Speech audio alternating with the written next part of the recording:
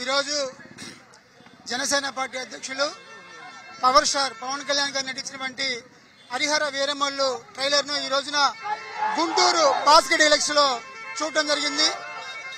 Trailer లో ఒక్కొక్క part కూడా అద్భుతంగా ఉంది.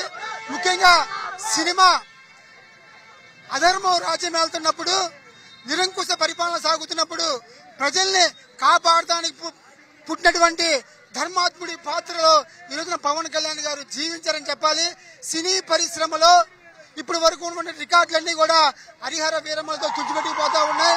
పవన్ కళ్యాణ్ గారి గురించి చిరంజీవి గారు ఒక మాట అన్నారు, నా తమ్ముడు ఒకవైపు సినీ రంగంలోనూ మరోవైపు రాజకీయాల్లోనూ రెండిట్లోనూ రాణించగల సత్తా పవన్ కళ్యాణ్ గారికి ఉందని చెప్పారు. అదే మాట ఈ రోజున నిజం చేస్తున్నారు పవన్ కళ్యాణ్ గారు.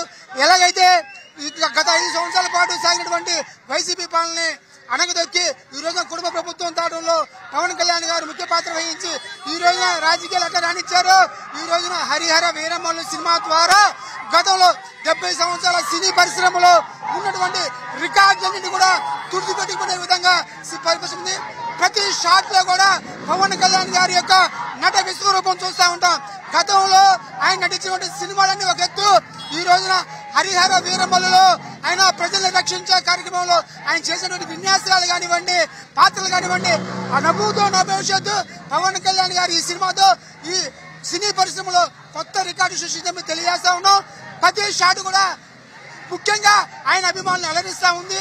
అదేవిధంగా ప్రతి సినిమాలో ఆయన ఎట్లాగైతే ఆయన ఒక సందేశాన్ని ఇస్తారో అదే విధంగా ఈ సినిమాలో కూడా ధర్మాన్ని కాపాడేటువంటి ఒక ధర్మాత్ముడి పాత్రలో ఆయన జీవించారు.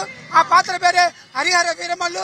ఆయన నిజ జీవితంలో కూడా ఏ విధంగా ప్రజల్ని రక్షిస్తారో, ప్రజల్ని కంటిగా ఎప్పుడా కాపాడతారో అదే పాత్రని ఈరోజు సినిమాలో చూడబోతా ఉన్నాం. ఈ సినిమా తెలుగు సినీ పరిశ్రమ రికార్డులన్నింటి కూడా తుడిచిపెట్టిపోయే విధంగా ఉంది. అలాగే ఈ నెల 24వ తారీఖున మేము ఇప్పుడు కేవలం టిఫిన్ చేసామంతే, అల్పాహారం తిన్నామంతే, అల్పాహారానికి కడుపు నిండిపోయింది.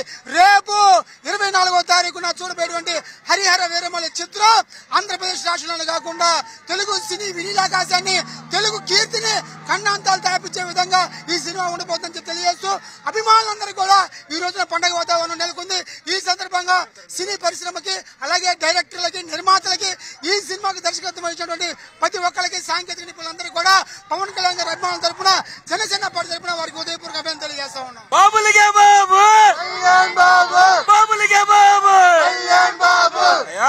పవన్ కళ్యాణ్ గారు రాజకీయం అయినా సరే, సినీ ప్రస్థానం అయినా సరే, ఏ విధంగా చూసుకున్నా ఆయన దిగనంత వరకే.